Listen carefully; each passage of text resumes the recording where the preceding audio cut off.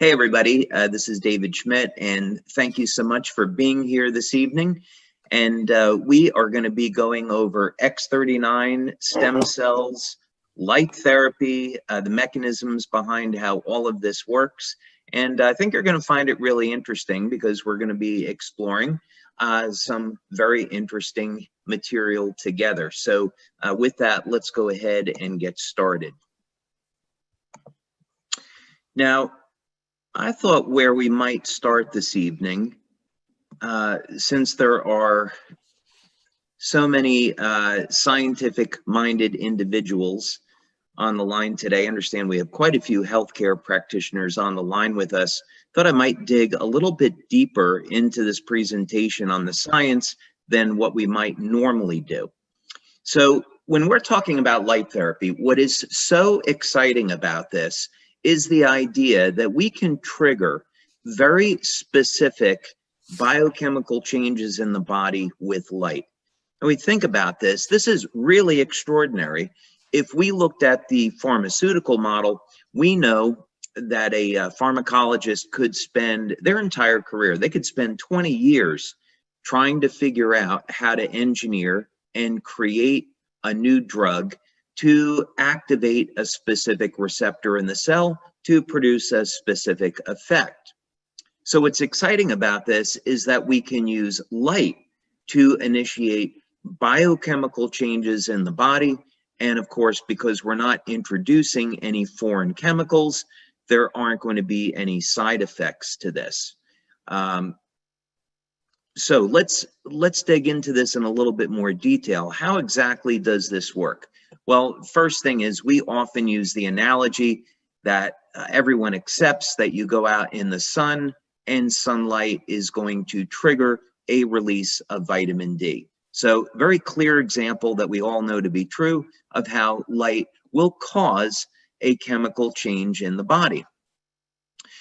This area is known as photobiomodulation. And one thing that's very interesting is that if we go back 10 years ago, the biochemical mechanisms for photobiomodulation, or another way we can think of it is low-level light therapy, the biochemical mechanisms weren't really very well understood. If we go back 20 years ago, light therapy was relegated to the area of quackery. Traditional scientists thought, no, this is a placebo effect, there's really nothing to it. And today, with over 5,000 clinical studies that have been published with people like Dr. Michael Hamblin at Harvard University doing pioneering research. Dr. Hamblin has over 400 clinical studies that are published.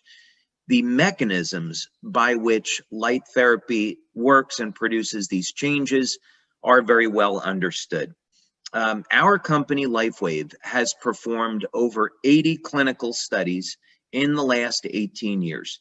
So we have created an enormous body of scientific research that tells us how the patches work. Okay, well, let's just start over here. We see we have different wavelengths of light, and in this example, the wavelengths are in the near infrared band, but we can see cellular change in the visible band of light as well.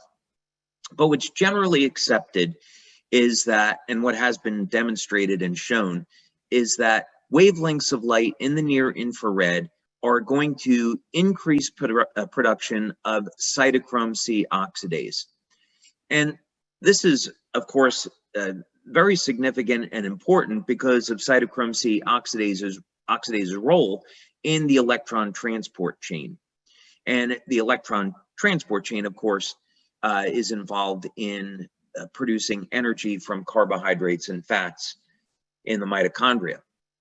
So net end result is that we can use light to elevate energy production in the cell, and as a result, that net increase in energy in the cell can be used to drive different chemical processes. So if we want to, in our case, synthesize a naturally occurring peptide in the cell, this is going to be the pathway under which we're going to do that. And sorry, I know I'm going fast. I'm trying to get a lot of information in a short period of time. Now, as I mentioned, there are thousands of studies that are going to be in the literature.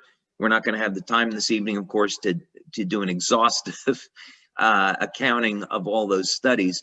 But just suffice it to say that here would be an example of a study where using near-infrared light to elevate cytochrome C oxidase is demonstrated and shown, and you can see that in the results of the study when you scroll down. Okay, now, why should we be concerned about this? Well, one of the reasons is that if we are interested in stem cells and regeneration, and we want to avoid some of the negative effects of stem cells, meaning that you inject stem cells, they're expensive, they don't always work. There can be contraindications. Sometimes the stem cells will divide in ways that are not beneficial or healthy. This certainly happened in the early days of stem cells. What if we could use light to elevate a peptide known to influence the activity of stem cells in the body? And that's exactly what we're doing here. Now, Dr. Lauren Picard has spent over 45 years investigating copper peptide. As a matter of fact, he is the scientist that discovered copper peptide. And there's two peptides here that we're interested in, GHK and GHK-Cu. The difference is that what we've seen in our studies, which I'll show you in a moment, is that first X39 will elevate GHK, and then GHK will bond with copper ions. It has a very high affinity for copper, and both GHK and GHK-Cu are going to show a number of metabolic benefits, but specifically, we're going to look at the role of GHK-Cu in stem cells. So here is a study that I think you would find of interest because it shows the role of GHK in regeneration. This was published in 2015. And the mechanism is extraordinarily interesting. When we think about how are human beings going to benefit from stem cell therapy, we often think in terms of injecting young, healthy cells into the body. And that's certainly one way to do it. But what if we could take the endogenous, naturally occurring stem cells that are already in our body and get them to function like younger, healthier cells? And this is one of the really exciting things about copper peptide. You can see here that one of the things that was discovered by Dr. Picard is that about 4,000 genes are regulated, either up or down regulated, but essentially resetting those genes to a younger, healthier state. So this means that the stem cells can behave like younger, healthier cells. Here's a later study that was published in 2018. And when Dr. Picard began to see the regenerative effects of copper peptide, he then, of course, naturally concluded that copper peptide must be showing a role in stem cells. And of course, it turned out that he was correct. And what is actually going on here? Several things to be very interested in. First, copper peptide is going to reset cells to a younger, healthier state by altering gene expression. Then those stem cells are mobilized through increased expression of P63. And here is a study that was actually looking at that. What happens when you elevate copper peptide in the skin? Now, not only will copper peptide increase the ability of stem cells to get to an injury site, but in addition, copper peptide has been found to revert the stem cells in the skin to pluripotent stem cells. So this means the total number of circulating stem cells increases. And in other studies that have been published, this leads to regeneration of damaged tissue. So we, of course, have done a significant number of studies, and you can find them here. We're not going to have time to go over all of these this evening. We have 9 clinical studies that we've completed so far on X39. Because of COVID, there have been delays in getting those published. We have one in particular I'm really excited about. It's a 50-person double-blind study on looking at X39 on how it elevates copper peptide. We have the predecessor to that that you can see here that was published. But basically what we show is that within the first 24 hours, X39 elevates GHK.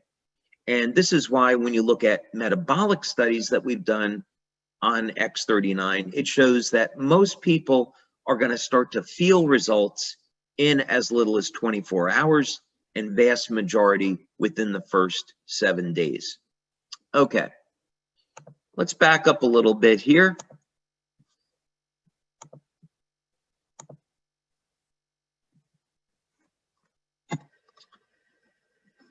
And let's restate this problem. The problem is that as we age, the stem cells are aging with us. This, of course, has to do with the Hayflick limit. There's a limited number of times that cells can divide, and the stem cells are subject to the Hayflick limit along with the rest of the cells. So quite simply, when we get to around age 70, age 75, our cells stop dividing. And this is really bad news. Anybody that has gotten over the age of 60 or 70 knows that their ability and their capacity to heal and recover from an injury has slowed down dramatically. This is a result of a degradation in the quality of the stem cells, their ability to proliferate, their ability to release growth factors, and eventually, of course, we don't have any more stem cells. So most of the solutions that companies are looking at is, let's take young, healthy stem cells and inject them into the body. And there is not a major success of this that's available today. Most governments have not approved stem cell therapy. There's only very limited approvals. Most of this has to do with bone marrow transplants. And that's because there are significant risks that are associated with injecting stem cells. If they don't divide the way that they're intended to be used, they could divide into cells that are not supposed to be in the tissue where they are injected. So for example, in Japan, there has been ongoing research into Parkinson's disease. And there's a human study going on right now where a needle is inserted into the brain and stem cells are injected directly into the brain. Well, when this research first started, stem cells divided into muscle tissue, liver tissue, hair, and the animals ended up dying because the stem cells divided from a pluripotent state down into a multipotent state that was not desirable. The division was uncontrolled. So these are some of the risks associated with stem cell science as it is today. But of course, that's going to change in the future. So what we want to do is make stem cell science affordable, safe, effective, and available to everybody. So how are we going to do that? Well, as Robin was saying, I have over 100 patents now. I reached that milestone this year. Those are 100 issued global patents with many more that are pending. And over 70 of those are just in the field of stem cells and regenerative medicine. And we've spent over $4 million over the last 12 years in developing X39. And research, of course, is ongoing as we find new ways to utilize our technology with respect to stem cells. Some of the early research we did was with the National University of Ireland in Galway at their Regenerative Medicine Institute. This research was actually funded by Scientific Foundation Ireland, and Remedy, by the way, and NUIG is in the top 2% of universities globally in the field of stem cell research. So when you go over to the west coast of Ireland and you're at this institute, you can find all of the major healthcare companies doing research there. In any case, this is a technology that I invented and we developed at our laboratories in San Diego. And this is a novel form of electromagnetic therapy that we have shown can mobilize and activate stem cells. This was a standard rabbit model that we used after we went from our initial laboratory work.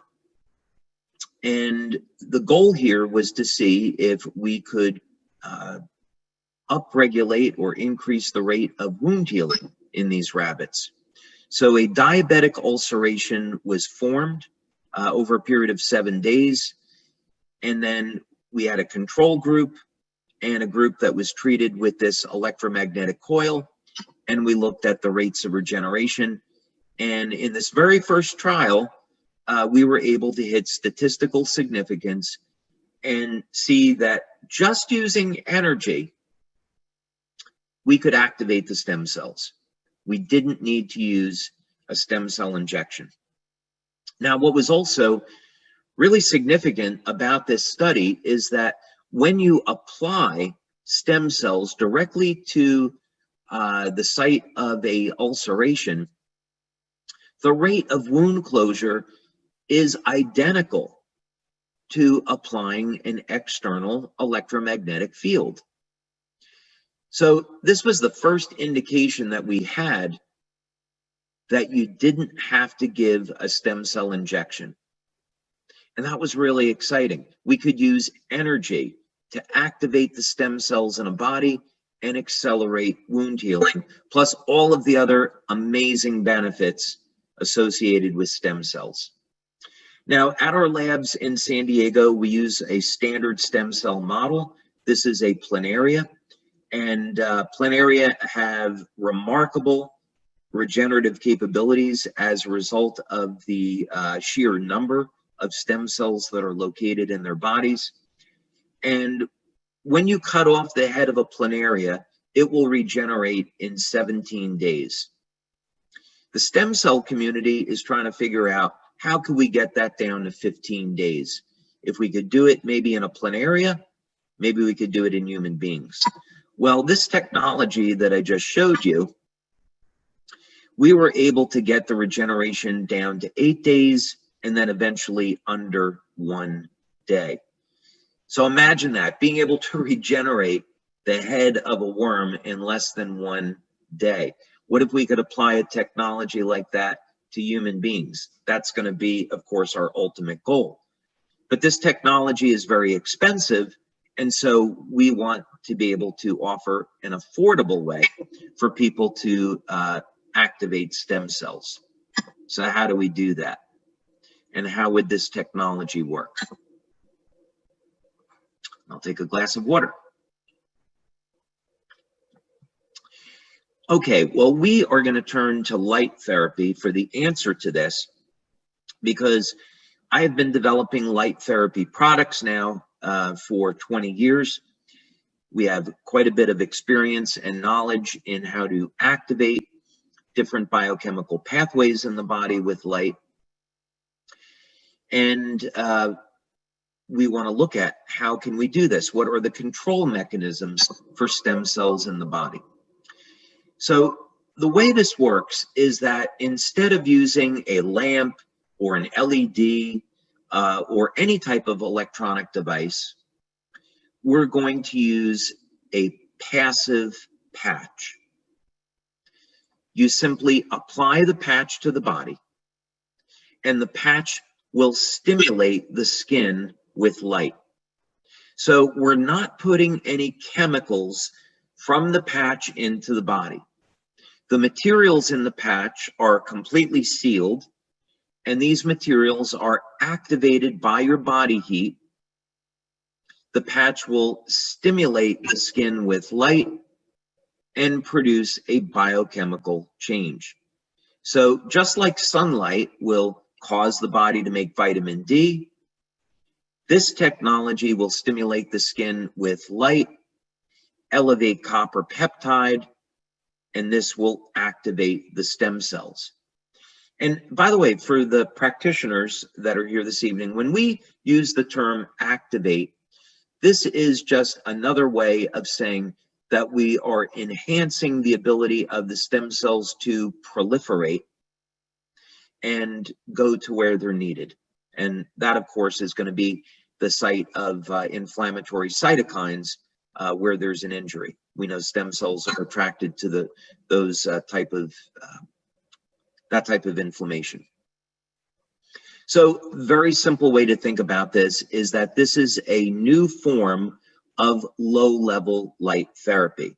And we're using low-level light to elevate GHK-Cu, or copper peptide.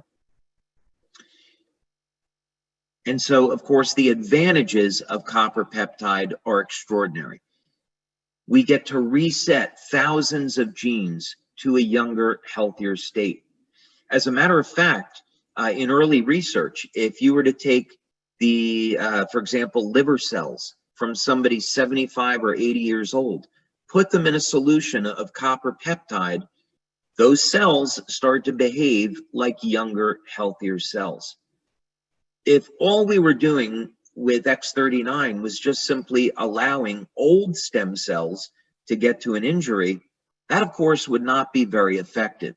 So what really makes this product effective is the fact that copper peptide is a very powerful gene modulator, can get those stem cells to act like younger, healthier cells, and of course now they can release growth factors, their motility rate increases, and people can experience healing at ages when normally they would not be able to.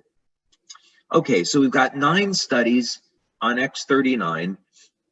First question is, how do we know that the X39 patch elevates copper peptide? So that was one of the first studies we did. It actually took us about a year to get through just method development. So we had to develop methods. We worked with 2 different laboratories, and these were microanalytical labs. And first we looked at urine analysis. Could we detect copper peptide in the urine? Then eventually we landed on doing blood studies, and the method development led to a procedure where we could detect copper peptide in blood. So this was our first pilot study. It was with 10 people. We've since repeated this, and we have a double-blind study now. Generally, when we want to look at copper peptide levels, we like to have people that are over the age of 50 or 60. The reason is copper peptide levels are going to be much lower in that group. So if we were going to compare copper peptide levels to people over the age of 60 compared to people in their 20s, levels of copper peptide are down 60 to 80% when someone's over the age of 60. We also want to find out if, this is light therapy, so we should be able to see an effect rapidly. So we want to look at taking a baseline and then doing another blood draw 24 hours later. And then as a matter of convenience, we look at a 7-day period. And very clearly, what we see to statistical significance is that within the first 24 hours, we see increases in GHK. We also see increases in GHK-Cu, but not to statistical significance at 24 hours. But of course, at day 7, we are well into statistical significance. Now, we've also done metabolic testing with X39. And this is important. This was we did 2 studies here. The first was a pilot. The second was a 50-person double-blind. Again, mean age was over the age of 60. And we want to look at short-term benefits. What happens to the metabolism in the first 24 hours and in the first 7 days. Well, one thing we were interested in was looking at synthesis of amino acids. And we saw that amino acids were upregulated. So, for example, we looked at the branched chain amino acids like leucine, isoleucine, and valine. And this was important because we had anecdotal information that athletes were recovering much more quickly from exercise. So we saw about a 30 to 40% increase in upregulation of leucine. So I think we've got some pretty good evidence that through elevating leucine, we're activating mTOR, increasing muscle protein synthesis. And of course, this is going to be very valuable, not only in recovery, but also for any athlete or anyone that wants to improve performance. As another example, we also saw an upregulation of tryptophan. And that was interesting because in the early days of studying X39, we saw that people were getting improved levels of sleep. We eventually measured GABA levels, and we saw GABA levels being upregulated as well. So we indeed were able to determine why people were experiencing improvements in their quality of sleep. We also saw improvements in memory with X39, and I'm going to show you another study, a separate study that we did looking at the brain.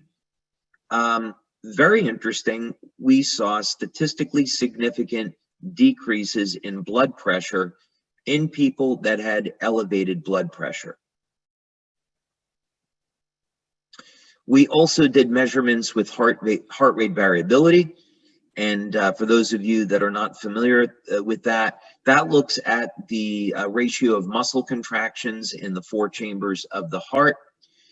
And this is important because heart rate variability can detect abnormalities in the function of the heart. And we saw improvements in heart rate variability. Overall vitality, we saw improved. Even breathing improved. Okay, and then on to brain mapping. And I'm going through this quickly so we can get to your questions. We can actually, do a much deeper dive into each of these studies. But just going through quickly because I know there are a lot of questions tonight. We have the privilege of working with Dr. Gaetan Chevalier. We've been working with Dr. Chevalier now for over 10 years. And Melinda Connor, actually, Dr. Melinda Connor, we've been working with her for about 10 years as well. Incredible researchers, and it's a privilege to work with them and their teams. Well, Dr. Chevalier was doing research into nuclear fusion at UCLA. He's an expert in laser spectroscopy, and some of our early studies that we did with him were looking at biophoton emission. And we saw that with our LifeWave energy enhancer patches, we could actually bring the cells into greater coherence, and this would improve biophoton emission from the cells. So this is a very powerful anti-aging effect. We also had run a study looking at upregulation of mitochondrial function. We did that study with Dr. Frank Schallenberger and Dr. Homer Nazaran at the time. Dr. Nazaran was at the University of Texas in El Paso, their biomedical engineering department. And so we saw directly that stimulating the skin with light would increase mitochondrial function. Any case, in this study, what we wanted to do was use a P300, it says here P3, it was a P300 EEG brain mapping system. This was the pilot study. There were some delays in getting started with the double blind because of COVID, but now the double blind study on this is underway. One thing that's important is that all 12 people in this open label study had dramatic effects. And we worked with people over the age of 60.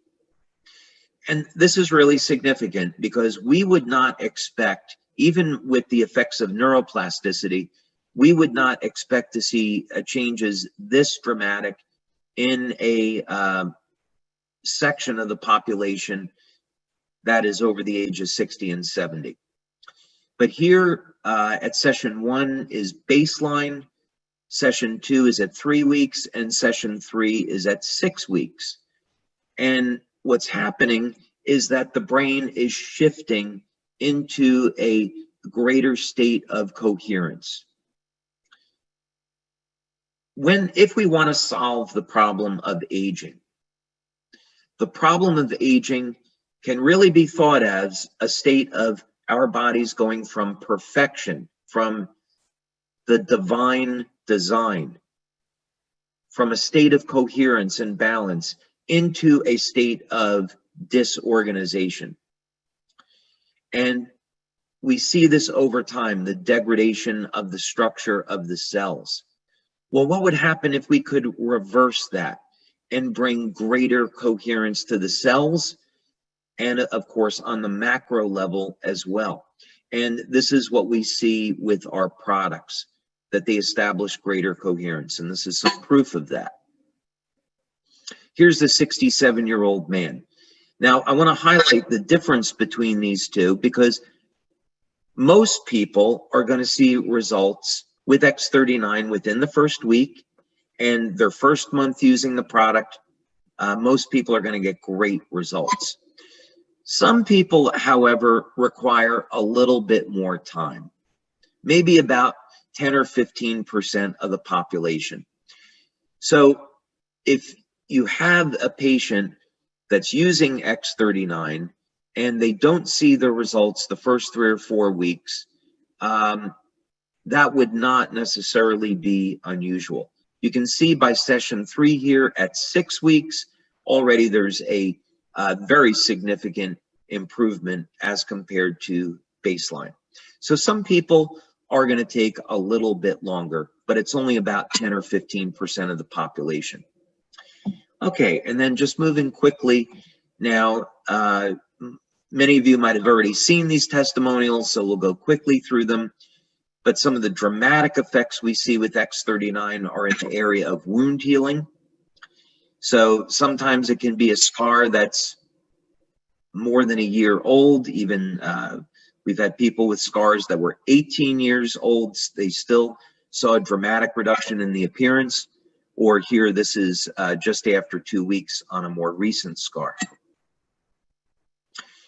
X39 can be applied behind the neck, below the belly button, and it will produce a systemic effect. Some people prefer to put the patch at the site of an injury, and of course, that's fine too. So this is a young man who had a job interview coming up, and he was in an accident, and you can see within 5 days, he experienced a dramatic result. This one's really extraordinary. I was meeting with a doctor yesterday, and we were discussing a study on X39, and I showed him this picture, and he was absolutely blown away. Here's a gentleman that was in a car accident, nearly lost his hand, and yet 2 months later, virtually no sign of that injury. So this is the power of resetting stem cells to a younger, healthier state. This is also, I mean, just incredible. This is a young boy, 9 years old in Denmark, caught his finger in a door, had it severed off. The doctors reattached it. You can see initially it turned black. The parents applied X39, and only 2 months later, the finger is back to normal. The doctor was astounded and said they didn't think that this was possible. And even still, they would have expected more like a 9-month recovery. Now, of course, stem cells, while they do a great job with wound healing, they certainly have very, very powerful anti-aging effects.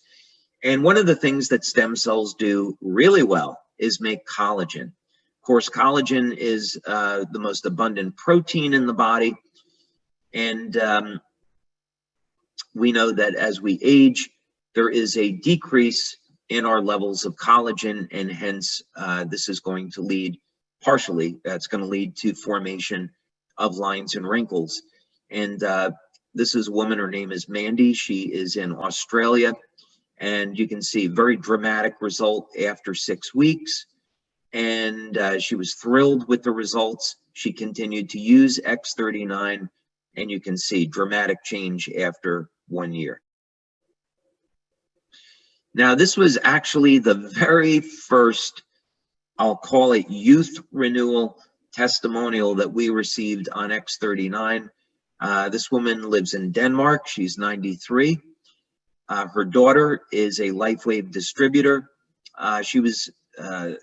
The mom here was dealing with a number of very significant health challenges, and so the daughter gave her X39 in the hopes that it could help support her health, and everyone was truly shocked at the transformation that she went through in only 2 months.